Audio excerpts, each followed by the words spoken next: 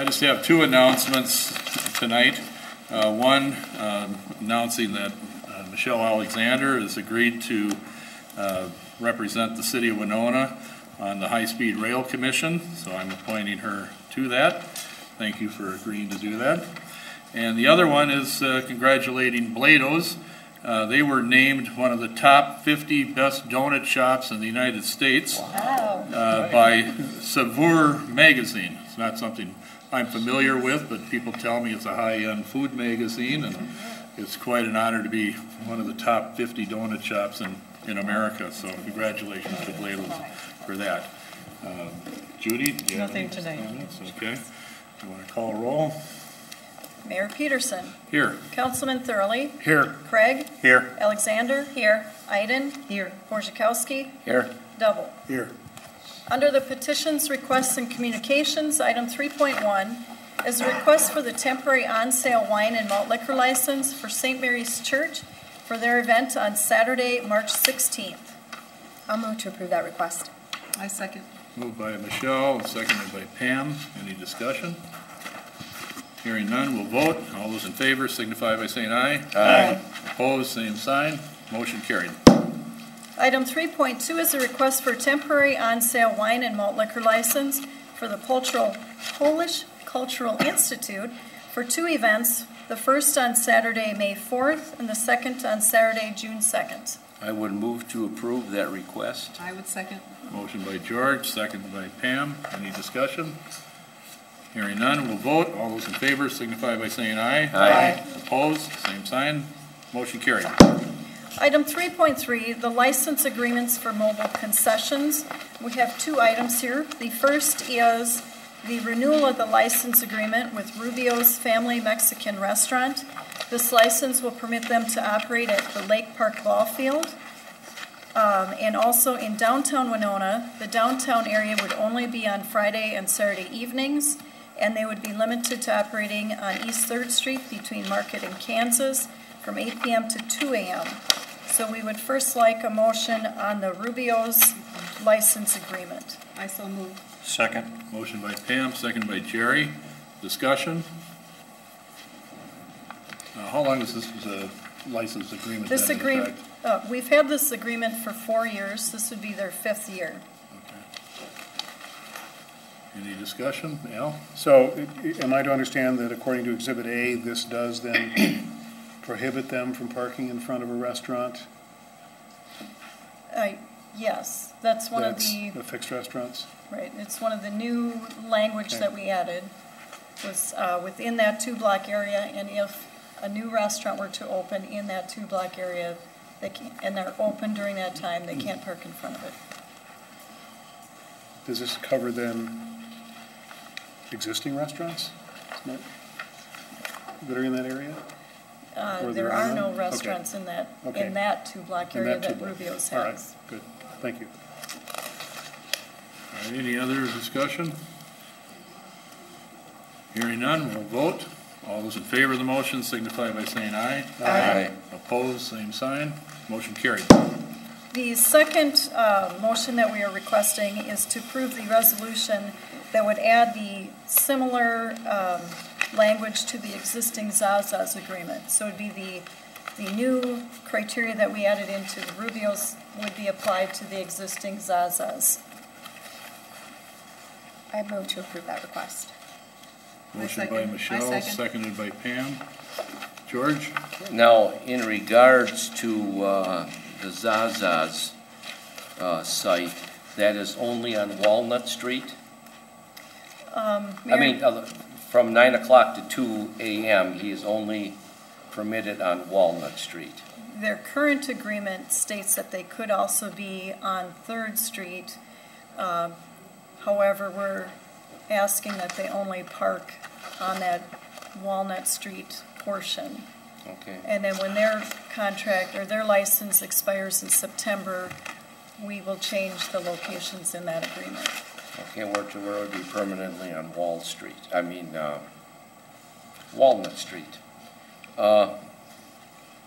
Now let's say a third vendor wants to come in. What criteria would they have to meet? let's say, you know, you come in May, or you know, a third party wants to now, and I understand you got to have your own restaurant and all that going first, but a third party wants to start one, what would their locations be or criteria be? Well, Mayor and Council, they would bring a proposal to us, and we would have similar requirements of the third vendor that we do on the first two. And each of the agreements, they proposed the location that they wanted to be parked at. Okay, and they would not be parking in front of no other existing restaurants as well, correct? Correct. It's also my understanding, in order to get a license, you have to have a brick and mortar restaurant building within the city limits, and there's certain requirements for how large these trailers can be, and they have to have trash containers and all of that. Correct. What if an out-of-town vendor would come in and they meet that criteria, they have their brick and mortar and their concession stands and all that, would they be allowed to operate? It would be up to the council. We've looked at these proposals on their own merit. Okay. Al? Just to comment, the thing I like about these proposals is they go for just a year. So that then at the end of the year, we can evaluate whether they've been a success or a failure, and then move on from there should we decide to renew or not renew those agreements for another year. So it's not a permanent kind of permission. It's one where we review it, and I think that it's appropriate that we do that in light of the challenges of some of the brick and mortar restaurants have expressed to us as a council. And George? And then if they would violate anything during that period, would their license automatically be revoked? I'll let the city attorney answer that one. I don't think it would be automatically revoked. It would certainly be subject to revocation. Okay. We'd have to look at what the nature of the violation was. Okay. Other comments or concerns? I have a question. I understand that during steamboat days and other special events, the event organizers have the right to operate concessions. Does that mean that these other mobile vendors should not be operating during that time? No, it means that in addition to those specific locations, steamboat days could have Rubio's operating in a different location, or other food vendors can come in and operate within the festival area. Okay, thank you. I think it's important to emphasize that we're just dealing with two vendors. Nobody's proposing vending wagons in any other locations in downtown Winona during the noon hour, or parking in front of other restaurants. That's not an issue. Just want to make that clear. So, George? And also, if they could, this Main Street project that I know the Port Authority funded in, I believe you appointed people to it, if they could just look at this, you know, it's part of downtown, if they could look at what effects maybe it has on businesses, you know, just as they continue to do their study of downtown, what effect it should have, and how many we should have, and, you know, if we want to allow them, not allow them, whatever. But it's just an issue that they could look at. Good suggestion. Other comments? Hearing none, we'll vote. All those in favor of the motion signify by saying aye. Aye. Opposed, same sign. Motion passes. Item 3.4 is the appointment to the Joint Airport Zoning Board of Councilman Thurley. I'll move to approve that request. Motion by Michelle. Second. Second by Jerry. Any discussion? All those in favor signify by saying aye. Aye. Opposed, same sign. Motion carried. Item 3.5 is a request by the Winona National Bank for the summer concerts in the park on Friday, June 21st with Steamboat Days, and Friday, July 19th at the Lake Park Band Shell. So moved. Second. Moved by Paul, seconded by Michelle. Any discussion? Hearing none, we'll vote. All those in favor signify by saying aye. Aye. Opposed, same sign. Motion carried. Item 3.6 is a request by St. Mary's University for the Seoul Triathlon to be held on Saturday, April 27th. Move to approve that request. Motion by George, seconded by Michelle. Discussion. Hearing none, we'll vote. All those in favor signify by saying aye. Aye. Opposed, same sign. Motion carried. Under unfinished business, item 4.1 is the final adoption of the sand moratorium transportation ordinance. This was tabled. Is there a motion to bring it back from the table and discuss it tonight? I would so move. Motion by Al, Second. seconded by Pam. Any discussion? All those in favor signify by saying aye. Aye. Opposed, same sign. Motion carried. Now, we should have a motion for the second reading. Is there a motion? Or do we want to, does Carlos want to speak first? I just have a brief presentation about the agenda item, if and when you want me to go through that. Okay.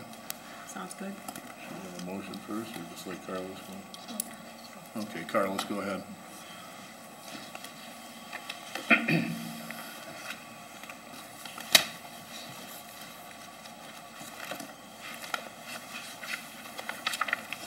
So tonight in front of the council, the final adoption of the sand moratorium transportation ordinance.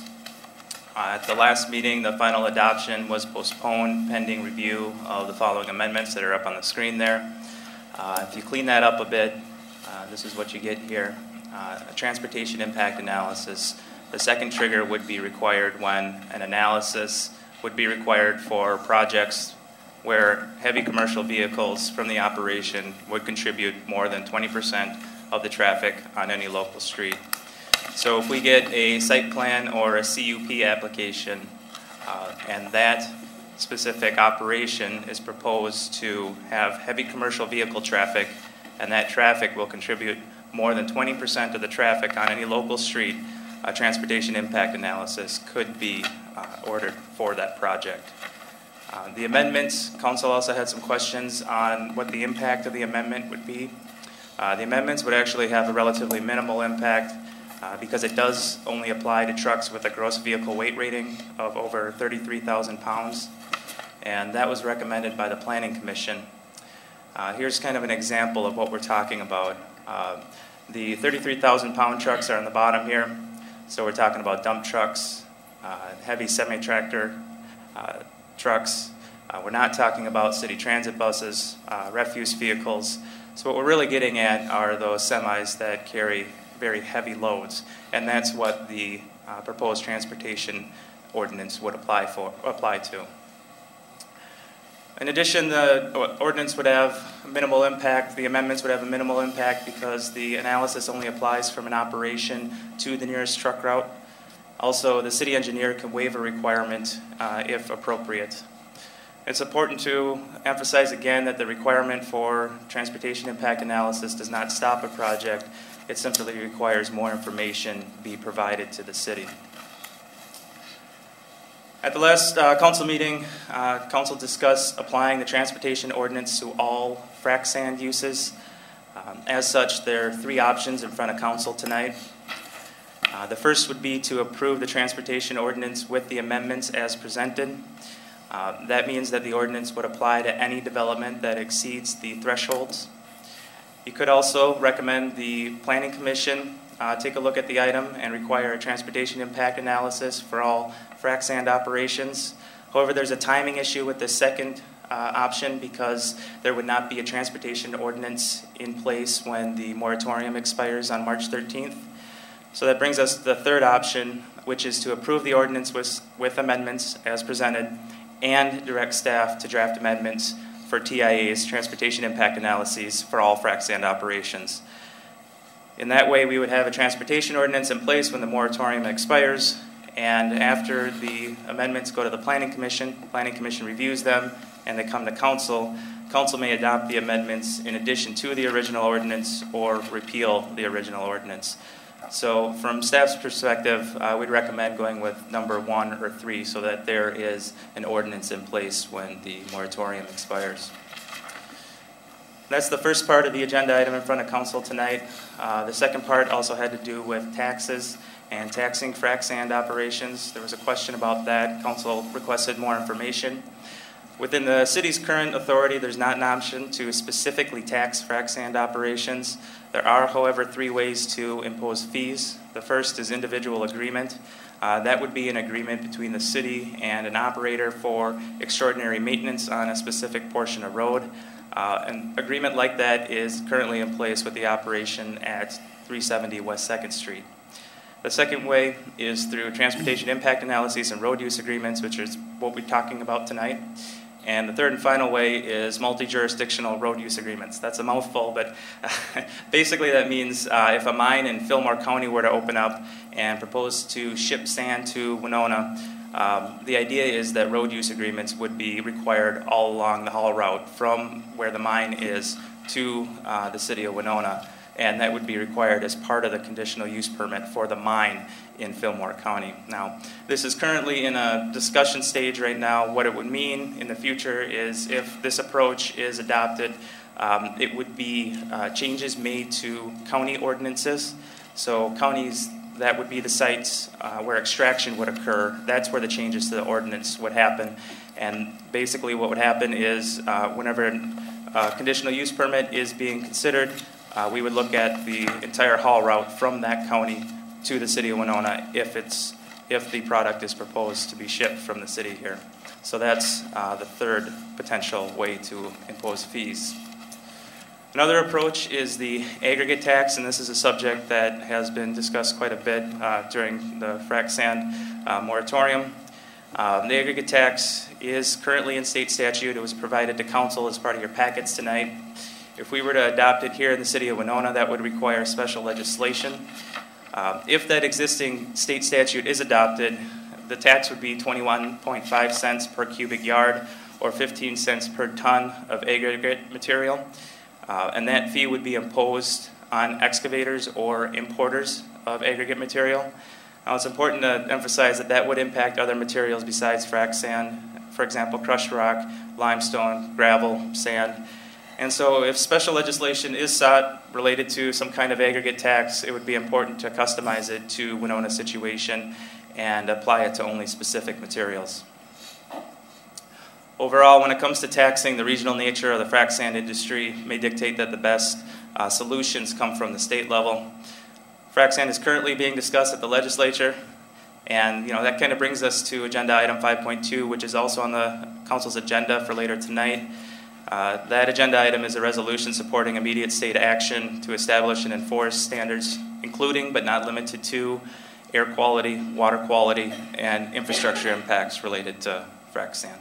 So that's what I have. Thanks. Thank you, Carlos. Council members, Pam? I would move to the number 3 option. I would move to approve the item with amendments as listed, and also direct the staff to return to the Planning Commission with a draft amendment. I believe you're talking about amending the CUP. Okay, amending the CUP to require all frac sand mines, processing and transport facilities in Winona would do a TIA. Okay, so that would give us our ordinance by the time the moratorium runs out, and also we'd be coming back with a requirement for TIA for all frac sand operations. I'll second that. A motion by Pam, a seconded by Al. Mr. Hood? Mr. Mayor and Council, I think we probably need 3 motions to do this. One would be a motion to put second reading before you, so a motion and second on that, and then a motion and second on the recommended amendment and adding that to the ordinance, and then the third probably would be a separate motion actually. So a vote on that as amended, and then the third motion to direct the TIA piece of it. That would probably be the cleanest way to go. Okay.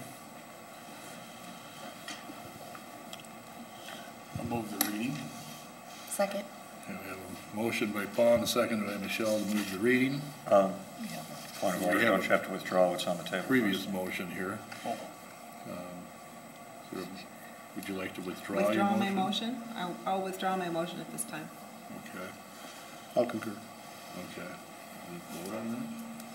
Okay, so the motion is withdrawn. There's a motion to, for the second reading. Any discussion?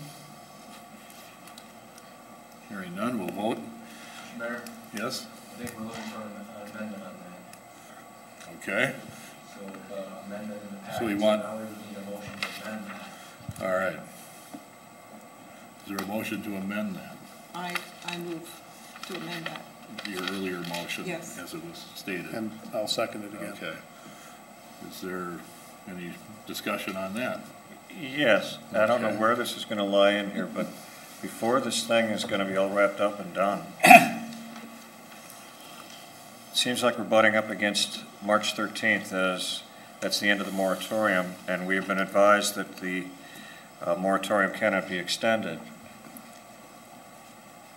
I'm curious as to why it's, and I may be wrong on this, but as other jurisdictions, have they extended their moratoriums for reasons such as this? I mean, if we did want, let's say, planning commission one time, or, I mean, it's not just extending it for the sake of extending it, but if we had a legitimate reason, is it potential?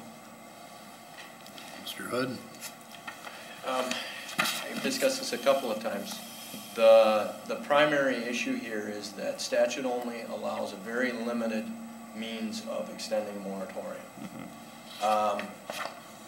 In order to do it, the extension is typically no more than 120 days, and it is, I don't have the statute in front of me, but the gist of it is that there has to be some sort of pending state or federal action that is engendering the need for the extension of the moratorium. That's not the case here. Well, are we not in 5.2 requesting the state to have some action? They haven't voted on it yet? Yeah, that's not going to be good enough to meet the threshold, in my opinion. So the long and the short of it is, it's my legal opinion that you do not have grounds to extend the moratorium. Okay, what happens if we extend it? You're You know, acting- if it's a majority vote and we extend it, and in all respect to your opinion, for 120 days, what harm is being done to anybody? I mean, I can see some potential benefit. I don't see what harm is going to be done to the existing businesses. I can't answer that. You do not have legal authority to do it. That's what I can't answer. So you're saying in the other jurisdictions that have done this, there must have been some federally pending I don't know what the situation. circumstances were in the other jurisdictions, nor do I know of the jurisdictions that extended their moratorium. So without looking at those, I couldn't evaluate how they acted or whether they acted legally.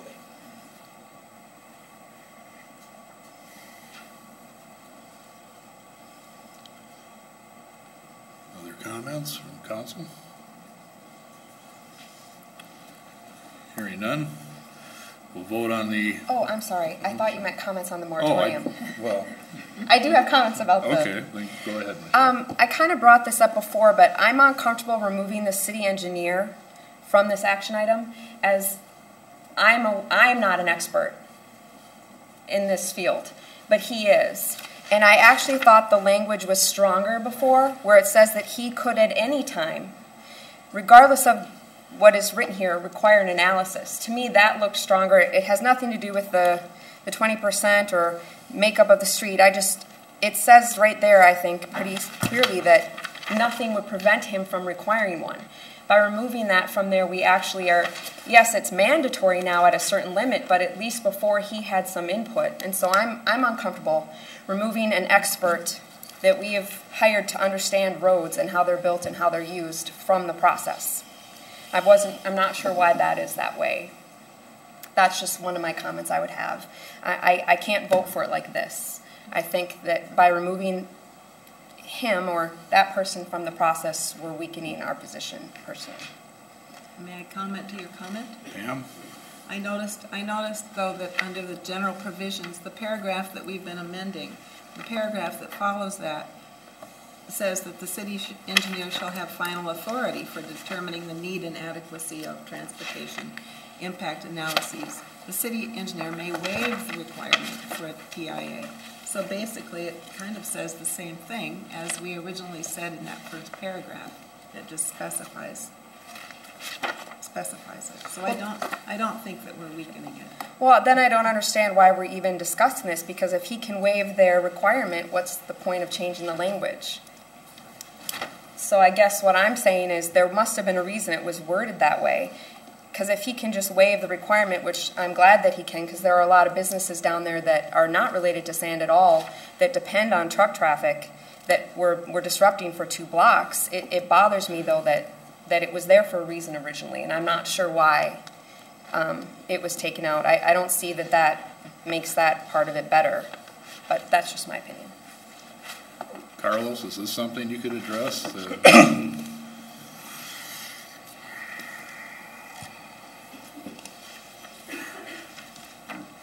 The reason the original language was in there is because when the Planning Commission first looked at it, there was only one threshold, and that threshold was the 200 truck trips. And so what we did is we added the additional language with the city engineer, having to do with the city engineer, to add a second criteria, and that second criteria being the 20% stipulation. And so this amendment here, while it does remove the city engineer from the first paragraph, he still does have the ultimate jurisdiction to determine the need and adequacy of a transportation impact analysis. So that authority still is there in the ordinance. Okay, thank you. Thanks. George, did you have something? The city engineer has always been involved in the roads and the streets, correct, Judy? Correct. And then the public works director, they were involved with the maintenance of the roads. But any road design, or whether it should be extended, or or curves and things in it, that has always been the engineer's position, correct? Correct. And also, as far as doing any traffic counts or studies or anything at all, it always laid with the engineer. It would fall under the engineer. Yes, okay. Additional comments? I have a Pam? question. I'm just not sure at what point we are in our motions. Are we talking about the number 3 item? No. We're talking about just the, Well, we're talking about the motion, the amendment that you made, the motion you made earlier, okay, which is number 3. okay, thank you. Does that include coming to an agreement with the, Wait a minute. That's not correct? We are only discussing the final amendment to the ordinance. We're not, her motion, there's not yet a separate motion on the TIAs. The second reading. So we're actually doing the first half of that. Okay, that's what I thought I said. Okay. Are people clear about this?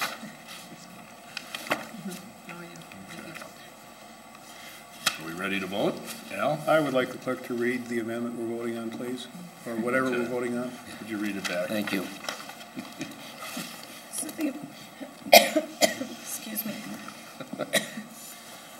The motion is to adopt the ordinance with the amendments as laid out on the first page of the council action. That would be to delete the words, "This threshold shall not prevent the city engineer from requiring analyses," adding the words, "an analysis shall be required," and then deleting the last section, "for which residential property makes up more than 50% of the street frontage."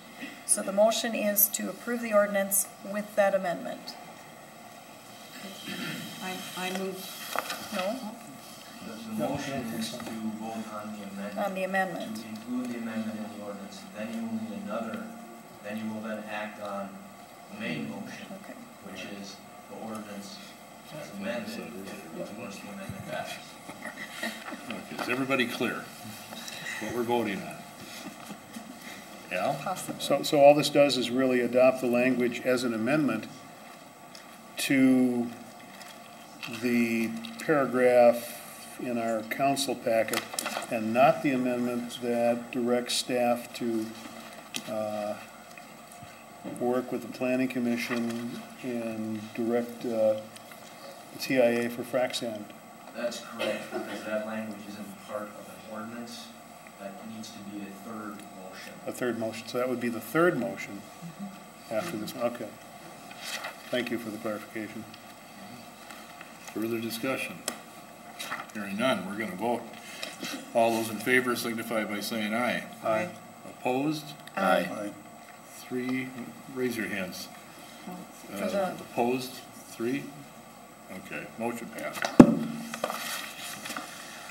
Now, is there another motion?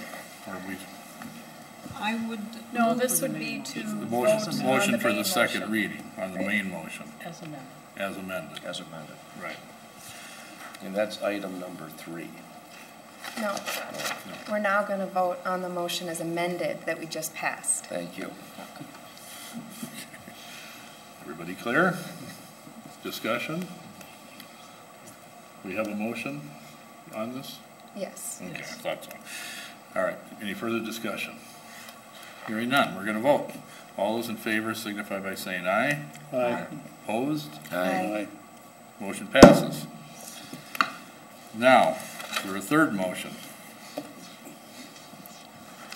One has to be made.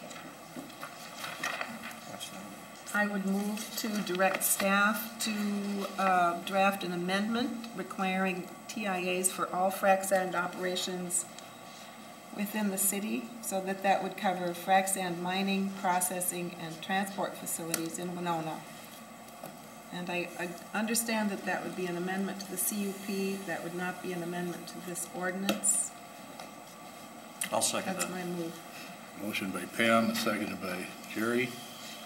Discussion. Michelle. Carlos, can I ask you some questions? Sure. It's confusing.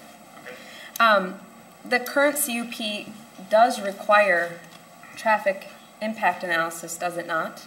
If they have 200 trucks or they modify their CUP? I thought there was 2 ways that a traffic study would occur. If someone comes in for a conditional use permit and they hit those first 2 triggers, the number of trucks and the 20%, then a transportation impact analysis would be required. So the change here would be that either or would trigger the analysis instead of both? The change would be that any frac sand operation that applies for a conditional use permit or a site plan Okay. would be required to do a transportation impact analysis. And is this new only or all? It would be new. Okay. Exactly. And it's sand, frac sand, as undefined. Do we have a definition of frac sand, or is that part of their CP? Yeah, hold on one second. Let me- Okay. Because I understood we didn't actually have an exact definition of what frac sand was, so I just... Frac sand is generally identified as industrial sand, and specifically industrial sand that's to be used in the hydraulic fracturing process. Okay.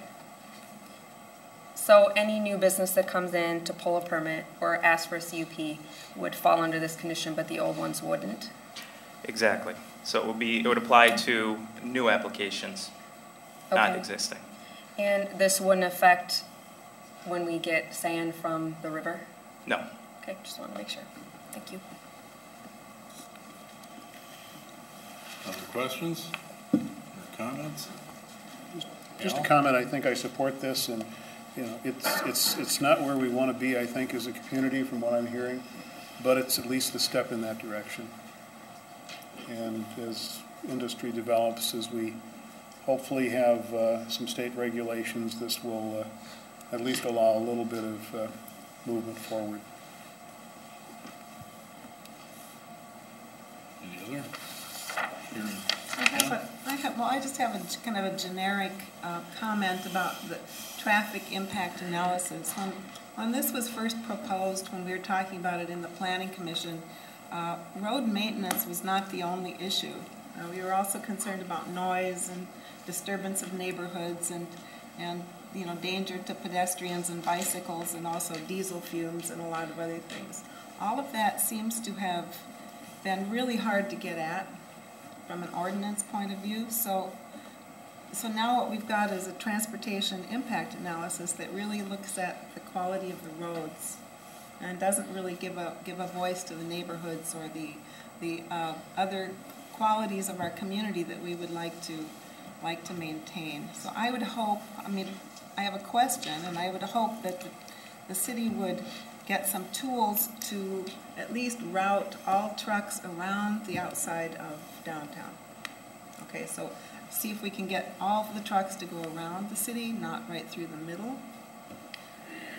This is not a movement, but I just think that when you're talking about traffic impact, it's a lot bigger than just whether the roads are going to fall apart. So that's my statement. I still am going to go ahead with this movement to direct the staff to amend the CUP to require a traffic impact analysis for all frac sand operations.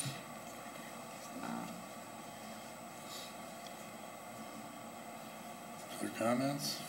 Anybody feel they need the motion read to them? George? Just a few comments, not regarding to the motions, but I work with trucks every day, and trucks are all around us. Mr. Hittner out there, you came from the trucking industry, you and your brother. Trucks are all around us. Our survival today, a lot of it depends on trucks. They bring our gas to the gas stations. And you know, I never see anybody ever flipping off a gas truck driver. They come in with their big tanker, everybody waves at these people. They ain't blowing the horn at them, giving them the finger and everything else with it.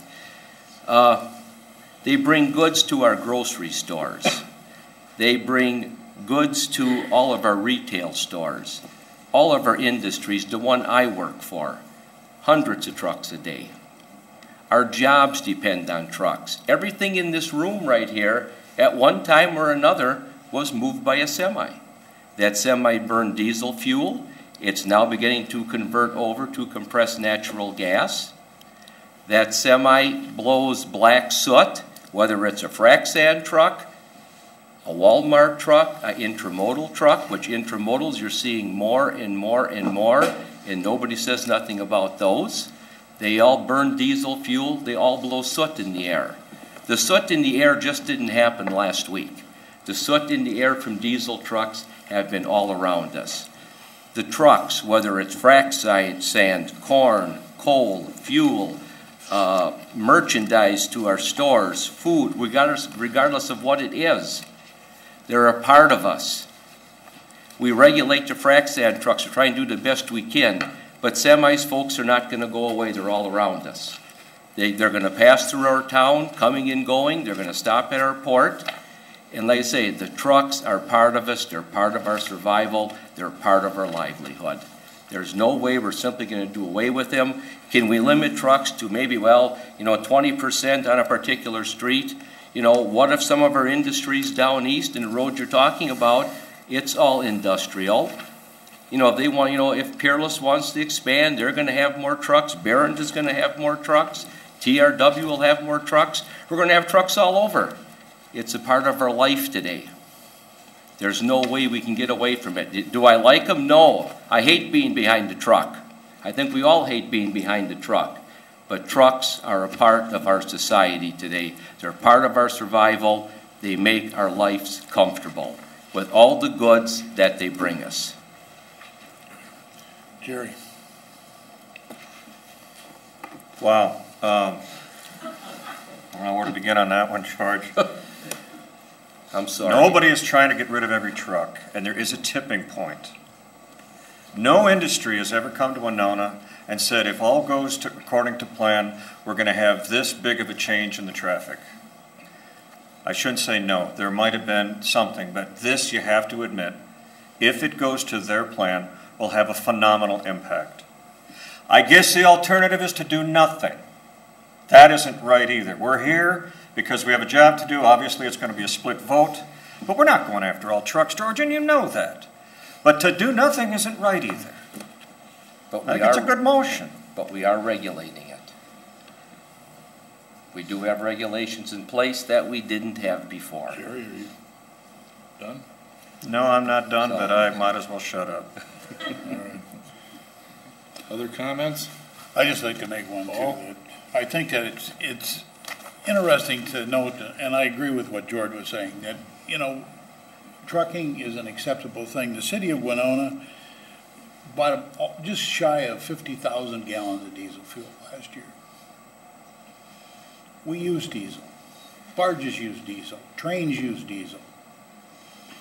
And to try to control that, if an industry, and I don't care what the industry was, if they came to Winona and offered the jobs that were related to it, it wouldn't matter what it was. If they needed trucks, it's trucks. And to say all of a sudden we don't want business, whatever it is, because of a particular industry, I think it's just it's beating a dead horse. Not going to respond to that one. Other comments? Hearing none, we'll proceed to vote. All those in favor of the motion signify by saying aye. Aye. Opposed? Aye. Motion passes. And we are going on to, excuse me, new business, item 5.1 is to amend the Winona City Code, Chapter 33A.03, regarding rental housing. I would move to introduce the ordinance. I'll second that. Moved by Al, seconded by Jerry. Discussion? Michelle? I actually don't know if I own rental property, but I'm going to vote on this. Just saying, just in case. I always just like to remind people. Okay. Other comments? Hearing none, we'll vote. All those in favor signify by saying aye. Aye. Opposed? Same sign. Motion carries. Item 5.2 is the resolution of support for the establishment of state standards related to the silica sand industry. Okay, we were all provided a resolution by staff. Is there a motion? I'll move to approve that request. Motion by Michelle, I'd second. seconded by Pam. Comments? Al? You know, the state is just beginning their discussion. I think this is good timing for us as a community to forward this encouragement to the state to let them know that it is a serious concern among citizens here, and I wish them luck in their deliberation to go to goals of things like a GEIS and investigating more of the issues that have been brought up by our citizens in the community. Other comments? If this motion does pass, I hope staff will get this to the appropriate legislators as soon as possible. Hearing none, we'll proceed to vote. All those in favor signify by saying aye. Aye. Opposed, same sign. Motion carries. Item 7.1 is council concerns. We'll start with George. Okay, thank you. This afternoon at our HRA board meeting, which I serve as the council liaison on there, the board voted to retain its current level of officers in their positions, and the chairman is Steve Zalandic, also known as we would all know him as Boomer. He remains as the chairman, and I remain as the vice chairman. And also birthday greetings out to a longtime painter, Bernie Cronebush, also known as Bernsey. Thank you. Pam? I just would like to tell everyone, if you don't know, that March is the Winona Volunteer Services Food Share Campaign Month. And I received an invitation to the kickoff, which will be March 1st. And I'm looking forward to that. Look for barrels posted around town and put your food donations in them, or send your donations right to Volunteer Services. The material that they sent me said that last year 428,544 pounds of food was distributed to people who needed the food. So that's a good effort. March is the month. Paul? I would like to commend the state utilities, particularly the Xcel Energy, for reducing 3 years ahead of schedule mercury emissions by switching to natural gas, and to thank them for the almost $1 million in franchise taxes that they paid to the city of Winona. I'm good Michelle? tonight, thank you. Of course, it's the ratepayers that pay the taxes anyway, but congratulations to the mayor's announcement for Blado's Bakery. That was wonderful news for Mary and Hugh Polis and their staff that own the bakery and continue the fine Blado's tradition. And thank the council for approving the appointment to the joint airport zoning. There's going to be a lot of activity coming up at the airport, and I'm honored to be a part of that and representing you on that committee. Also, I just have a comment. The signal lights at the intersection of Gilmore Avenue and Highway 14, and also the lights that were on it's called No Name Drive and Highway 6114 in the west part of town have been out since Friday. They've been fixed today. However, I think because the state is in charge of those, and because it was the weekend, they didn't get fixed, and because there was a holiday on Monday, they didn't get fixed. They were on four-way flash, so there was traffic control. But I think that if that was an intersection in Winona that Winona had control over, we all would be hearing a lot more about it. And I would strongly encourage the state to develop a plan to fix the lights when they get broke. I know they're old. We're working on a plan to solve that long term. But there has to be somebody that can be called in to fix these lights to avoid the traffic issues and to avoid potential accidents that could happen at that intersection. And then I also want to congratulate my niece Heidi and her husband Chad Meyer on the birth of their son Easton John Meyer this morning at Winona Community at Winona Health. So thank you very much. Thank you. Great nephew. Under the consent agenda, there are 3 items: the approval of the minutes from February 4th, claim against the city by Walt Steiner, and a claim against the city by Jacob Higgum. Move to approve the consent agenda.